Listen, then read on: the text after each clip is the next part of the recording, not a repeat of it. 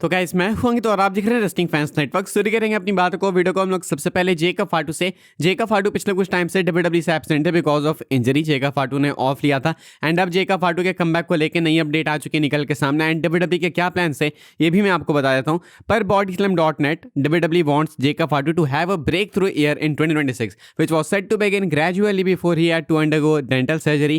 Fatu is currently expected to return to WWE programming in the early part of 2026. तो यहाँ पे कहा जा रहा है कि WWE वाले चाहते हैं कि 2026 जेकब फाटू के लिए एक ब्रेक थ्रू साल हो एंड जेकब फाटू फुल किक करे भाई। जेकब फाटू 2026 में अच्छे से सबको डोमिनेट करे एंड WWE के टॉप स्टार बने। कहा जा रहा है कि पहले ही होने वाला था, अभी होने वाला था, लेकिन जेकब फाटू ने ऑफ लिया because of dental surgery and अभी तक वो वापस नहीं आया। अभी हमने देखा कि रिसेंटली उनको स्पॉट किया गया, सही दिखे वहाँ पे वो, लेकिन अभी WWE रिंग के अंदर नहीं आया। जेकब फाटू करेंटली एक्सपेक्टेड है कि वो वापस आएंगे 2026 के स्टार्ट में। डेफिनेटली आपको जेकब फाटू रंबल में देखने को मिलेंगे, इतना तो मैं आपको बता सकता हूँ। WWE वाले साल 2026 को इनके लिए एक ब्रेक थ्रू ईयर बनाने वाले हैं। आपको याद होगा जब जेकब फाटू आए थे न्यू ब्लड लाइन के टाइम पे, सोलो सिकोआ जब लीड करते थे उस टाइम पे बहुत हाइप बनी थी। आने वाले कुछ 6 महीने जो उसके बाद के थे बहुत इंपॉर्टेंट थे उनके लिए एंड वहाँ पे अच्छे से उन्होंने कंपीट करा, डोमिनेट करा, नाम बनाया। सोलो सिकोआ को तुरंत ही पीछे छोड़ दिया जेकब फाटू ने एंड टॉप स्टार बन गए। इसके बाद पिछले कुछ टाइम से जेकब फाटू के आसपास से हाइप चली गई है दो रीजन से। एक तो जेकब फाटू आए थे तो वो हील थे एंड आपको मालूम है कि आज के रेट में हील्स को ज़्यादा सपोर्ट मिलता है।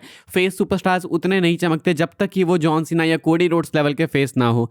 जेकब फाटू उस लेवल के इसलिए नहीं चमक पा रहे। फिलहाल WWE वाले 2026 को इनके लिए एक ब्रेक थ्रू ईयर बनाने की सोच रहे हैं। हालांकि अजीब सी बात है कि जेकब फाटू का वो इतना टाइम हो गया, जेकब फाटू ऑलरेडी एक साल ब्रेकआउट सुपरस्टार के तौर पे भी जाने गए, लेकिन अभी भी कहा जा रहा है कि 2026 इनके लिए ब्रेक थ्रू ईयर होगा। तो हो सकता है कैरेक्टर में कुछ चेंजेस हो सकता है कि जेकब फाटू को कोई मेजर टाइटल मिले। फिलहाल जेकब फाटू एक्सपेक्टेड है कि वो 2026 में ज़्यादा अपॉर्चुनिटीज अर्न करेंगे WWE की तरफ से। अपनी अगली अपडेट कवर करते हैं जो कि Cody Rhodes and Drew McIntyre को लेकर। तो हमको मालूम है कि Cody Rhodes and Drew McIntyre का मैच हमें देखने को मिलने वाला है साल 2026 के दूसरे फ्राइडे नाइट स्मैकडाउन के एपिसोड में एंड होने वाला है 9 जनवरी का एपिसोड। इनका मैच एक स्टिपुलेशन वाला मैच है, 3 स्टेजेस ऑफ हेल मैच है एंड मैं आपको बताता हूँ एक स्टैट जो कि ऑलमोस्ट कंफर्म करता है कि कोडी के जीतने के चांसेस कम है। ऐसा नहीं कि कोडी जीत नहीं सकते, चांसेस कम है। Cody Rhodes versus Drew McIntyre will mark only the 6th 3 stages of hell match in WWE history.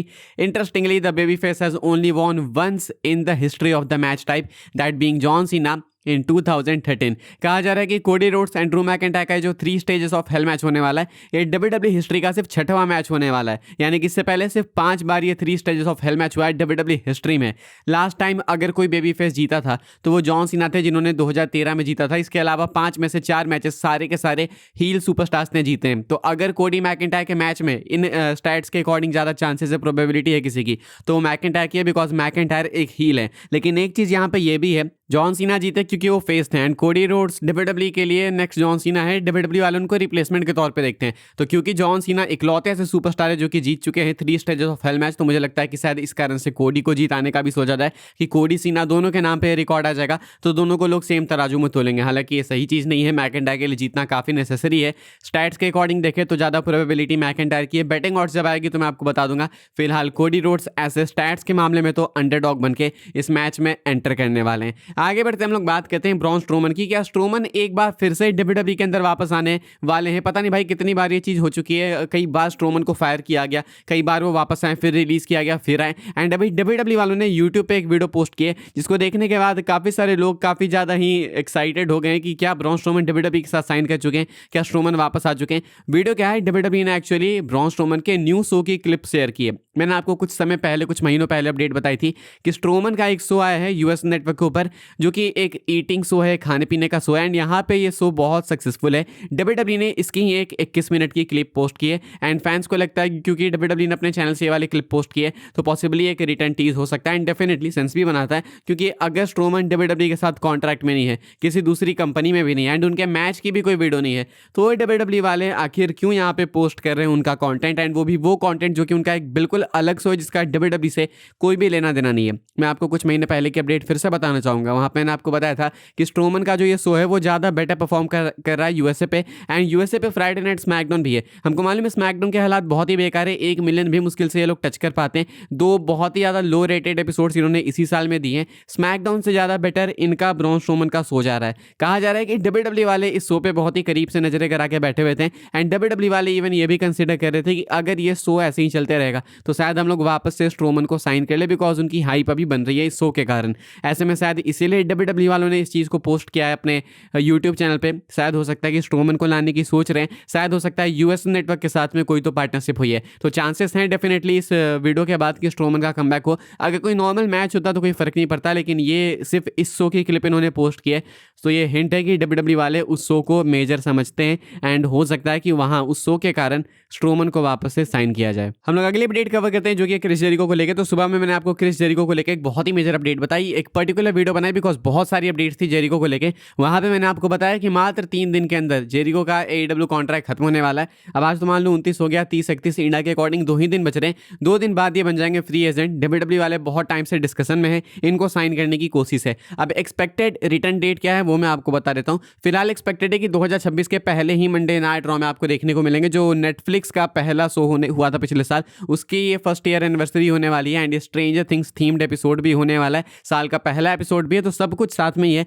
And यहाँ पे अगर जेरिको का कमबैक हो जाएगा तो हाइप अच्छी बन जाएगी। कहना है जॉन एल्बा का कि AEW के हायर अप्स का मानना है कि ये डब्ल्यूडब्ल्यू के लिए लॉक हो चुके हैं एंड उनका मानना है कि ये 2026 के पहले रॉ के एपिसोड में ही आपको देखने को मिल जाएंगे। तो फिलहाल सब कुछ एक ही तरफ इंडिकेट करता है कि कुछ दिन बाद आपको अगले हफ्ते ही आपको कमबैक देखने को मिल सकता है Y2J क्रिस जेरिको का WWE टीवी पे। एंड आएंगे अपने एक आखिरी रन के लिए जो कि 1 से 1.5 साल से 2 साल तक या 3 साल तक चल सकता है। तो ये कुछ अपडेट क्रिस जेरिको को लेके। हम लोग आगे बढ़ते हैं, बात करते हैं अपनी आखिरी स्टोरी के बारे में जो कि मंडे नाइट रॉ को लेके। कल के मंडे नाइट रॉ के एपिसोड के लिए क्या कुछ कंफर्म किया गया है वो मैं आपको बता देता हूँ। कल का एपिसोड लाइव एपिसोड होने वाला है। इससे पहले वाले एपिसोड हमें टेप देखने को मिले थे। कल आखिरी एपिसोड होने वाला है इस साल का मंडे नाइट रॉ का एंड लाइव एपिसोड है। क्या कुछ कंफर्म किया गया है वो मैं आपको बता देता हूँ। 2 मेजर टाइटल मैचेस कंफर्म है। एक तो है विमेंस वर्ल्ड चैंपियनशिप का triple threat match, Stephanie Vaquer and Nikki Bella and Raquel Rodriguez के बीच का। यहाँ पे स्टेफनी वेगर टाइटल डिफेंड करेंगी, मोस्ट लाइकली अपनी टाइटल को रिटेन भी करेंगी। इसके बाद है वर्ल्ड टैग टीम चैंपियनशिप का मैच जहां पे आपको न्यू चैंपियंस क्राउन होते हुए देखने को मिल सकते हैं।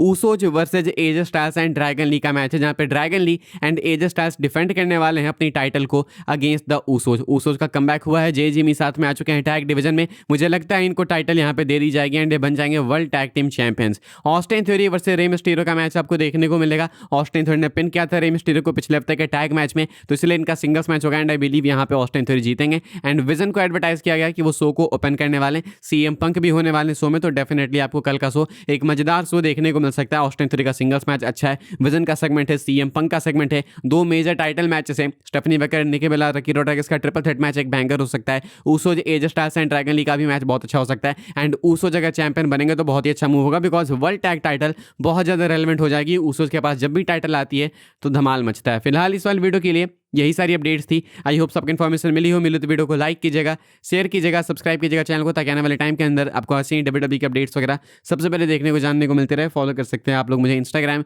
एंड ट्विटर, लिंक आपको मिलेगा डिस्क्रिप्शन में। ज्वाइन कर सकते हैं व्हाट्सएप चैनल को, उसके भी लिंक डिस्क्रिप्शन में। मिलूंगा मैं आपसे अगले वीडियो में जल्दी ही, तब तक के लिए good bye, thanks for watching.